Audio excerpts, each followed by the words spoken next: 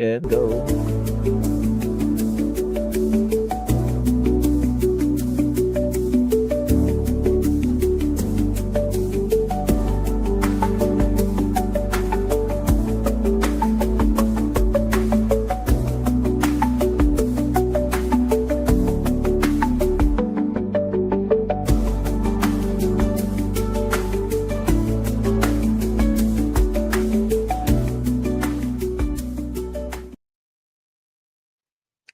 Alright. Good evening, Mabsat. Pag-usapan naman natin ulit itong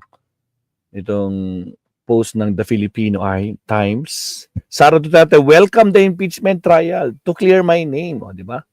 Sinusuportahan ni Vice President Sara Duterte itong resulta ng survey na kung saan 88% ng mga Pilipino, almost 9 out of 10, sa pagpapatuloy ng kanyang impeachment trial. Kasama ako doon, sinabi niya, di ba? Kasama ako doon sa 88% na yan.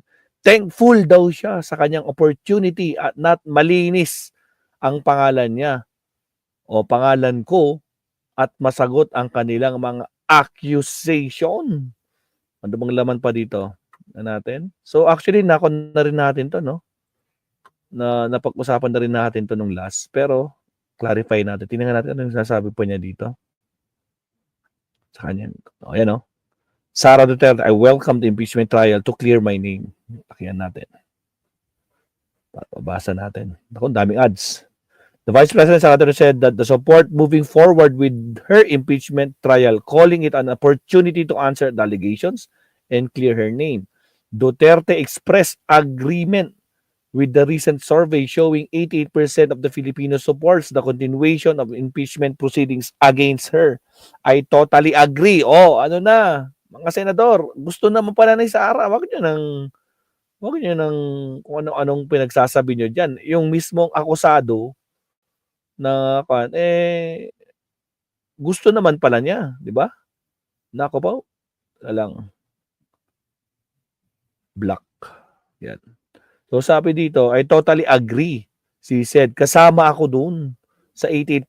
O, sinama pa yung sarili niya. Thankful nga daw siya to opportunity na mali sa kanyang pangalan at masagot ang mga accusations sa kanya.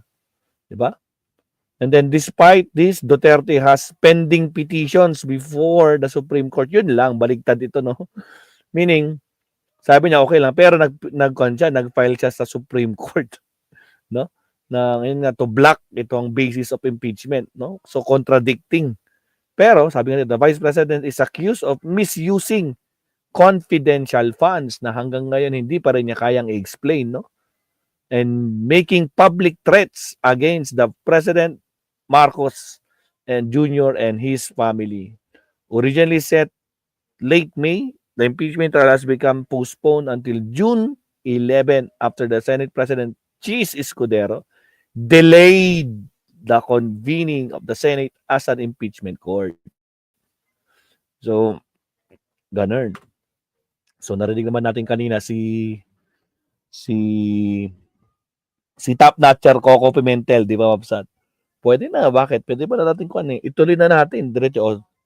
O, di ba kasi dapat alas 4 kanina, uumpisa na yan, yung pagbasa ng articles of impeachment. Kaso nga lang, nakapaw, yung basis, bakit gano'n na nangyari. Mukhang nagkaroon sila ng medyo laughing moment kanina, di ba? Nakapaw. So, yan ang update so far, Mabsat. Next tayo. Balik tayo sa taas. O, ito naman, Mabsat. So, yan na po yung kay Sara, Mabsat, no? Senate. O, lagot ka, Tore. Yan na si Tore, Mabsat. Ang isa sa mga kinakatakutan ng mga garapata, Mabsat, no? Tore says, contingencies in palace if ICC sorry. If ICC issued warrant versus Bato de la Rosa. Hala. Bakit naman gano'n? O pares na kayo mga 4-star general. Tingnan nga natin yung balita dito, Mabsat. Nako, daming ads Torres says contingency in palace if ICC arrests or ICC issues warrant versus Bato de la Rosa, mga kabsat. Ito sabi, Manila, Philippine National Police Chief General Nico Ransori on Monday said that there are contingencies in Palas should the International Criminal Court or ICC issues an arrest warrant against the re-elected Senator Ronald Bato de la Rosa. De la Rosa, a former PNP chief, was the chief architect of the Duterte administrator's bloody war on drugs. The campaign from which former Rodrigo Duterte crime against humanity charges before the ICC system. Obviously, we are not making contingency na pag may nangyari ng ganito, ano ang ating gagawin. Pag may nangyaring ganon ang ating gagawin. Tory told the reporter of Camp Crame shortly being appointed as the new PNP. Obvious, we are not making contingency.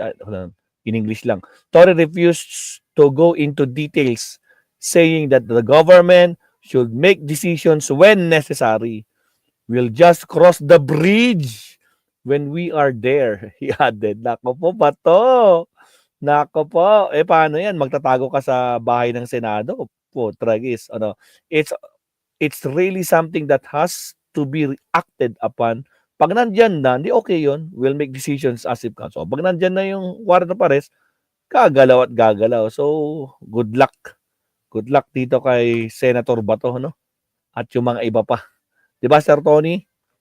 Kailangan nila, pag nandiyan yung warrant of arrest, gagawin nila, gagawin. Tulad ng pag-aresto niya dito kay Kibuloy, pag-aresto kay PRRD, ganun din. So, paghandaan mo, paghandaan mo yan, Senator Bato. Ano naman kaya ang kinalaman ng SC sa impeachment ni Sara? Kasa Kamara at Senado lang ang impeachment process. Yun nga sinabi ni Attorney Rene kanino. Wala talagang kinalaman kasi nga unang-una may separation of powers. So, hindi dapat nakikisaw-saw ang Supreme Court sa impeachment proceedings. So, yun nga. Nag-file si Sara no? Magagawa natin. Pero sabi niya, ina-accept daw niya yung 88%. Yun lang. O, di ba, Mabsat? Agoy. Okay, next. Ano pa yung next dito na na-share ko? Mga nakapila. Kasi kanina wala talaga. Share ko na lang yung mga tatapikin natin. Okay, naku po. Merong